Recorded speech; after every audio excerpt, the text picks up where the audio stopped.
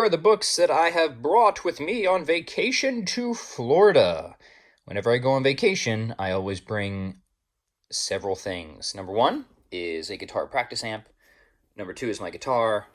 Three is my beard comb, the trusty beard comb. And four is a stack of philosophy books. So I thought it might be fun, because I didn't want to leave you guys without content this week, to share.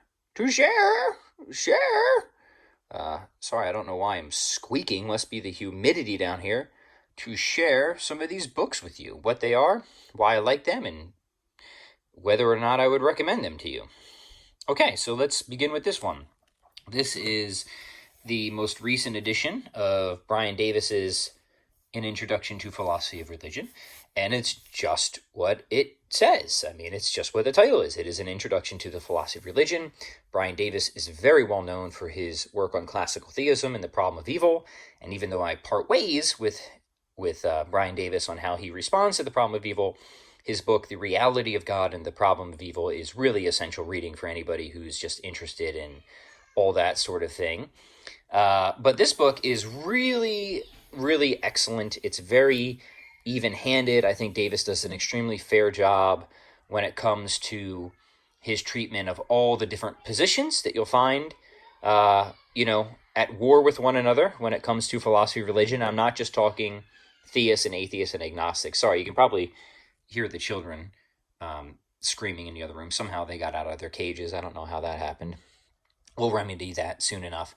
But for now, like I said, Davis is extremely even-handed, very fair in the different positions, and that's not just theists and atheists and agnostics, but also the different camps of theists, for example, whether it's classical theism or neoclassical theism. Again, I think Davis does a great job of articulating the different positions, fairly representing the different arguments of the different positions. You'll get a good treatment and overview of cosmological arguments, teleological arguments, ontological arguments, of course, arguments from skeptics against miracles or the reasonableness or meaningfulness of religious belief. An awesome, awesome book, essential reading for anybody interested in philosophy of religion. Pick it up. Next is Gavin Kerr's collected articles on the existence of God. Gavin, as you know, is a good friend of mine. I love his work. And this is great because it's just really nice to have a lot of Gavin's work in one place. This is a fairly new volume, and I'll just give you guys a peek at the table of contents here. Here you go. What's cool about this book is if you're into Aquinas' 5 ways, you're going to get all the 5 ways in this book as Gavin understands and defends them. So that's neat. His work on essentially ordered causal series, I think, is also really important and quite brilliant. And of course, you'll get Gavin's articulation and defense of Aquinas' De Ente. So if you've followed this channel, you've undoubtedly seen Gavin at some point.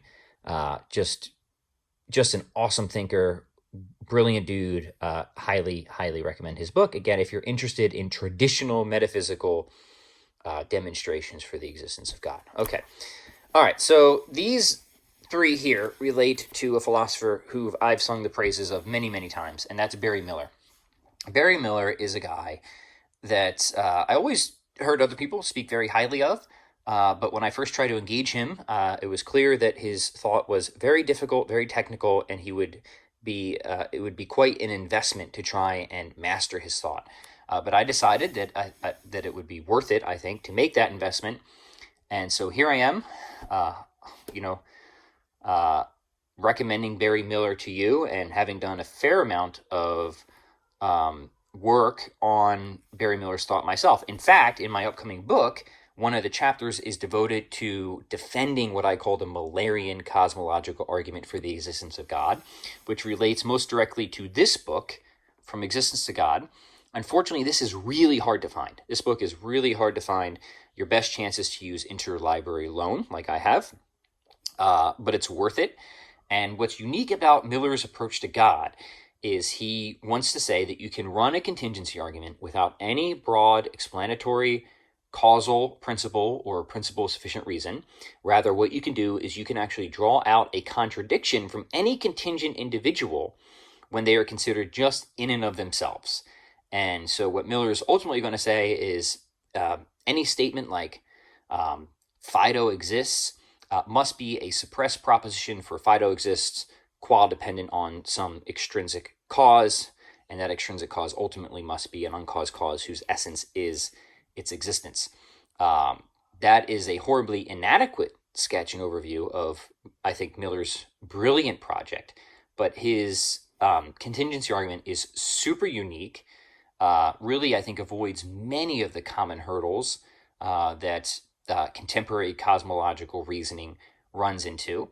And his work is incredibly systematic. In this book, you'll get a good deal of philosophy of language, metaphysics, a really cool section on the notion of necessary existence, whether it even makes sense to suggest that something could exist necessarily. It's a brilliant book. If you're into cosmological reasoning, contingency arguments, I cannot recommend it enough. It's worth the effort to find.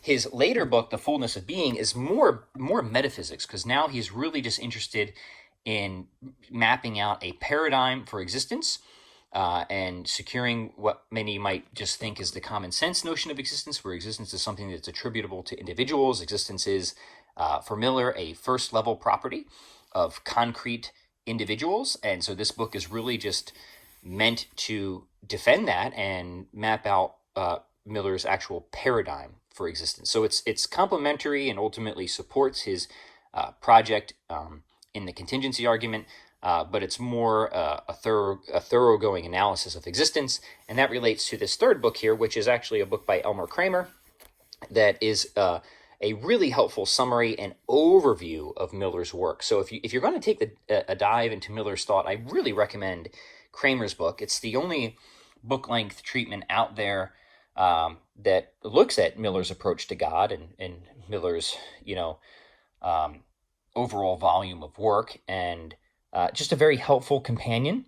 It does not, I have to emphasize, it does not replace going to Miller directly, but really useful way. Oh, look at him. So handsome. Really useful way to introduce yourself to Miller's thought, which, again, Miller does very little hand-holding. He's very demanding of the reader, so having a volume like this is going to be really helpful. And it also summarizes Miller's thought, like I said, across his very wide body of work. So you'll get Miller's thought on divine simplicity, his contingency argument, his analysis of existence, and then Kramer does a nice job of kind of filling in some gaps from where Miller left off. Miller, of course, is deceased. God rest him. I believe he passed away in 2006. So Kramer has, in some ways, sort of continued Miller's project.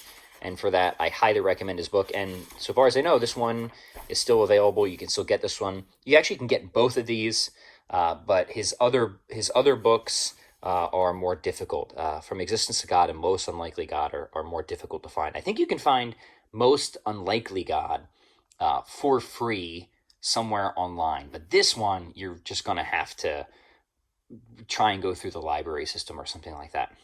Okay, so that's all for now. I'm on vacation for the next week and a half. Thanks for tuning in, everyone.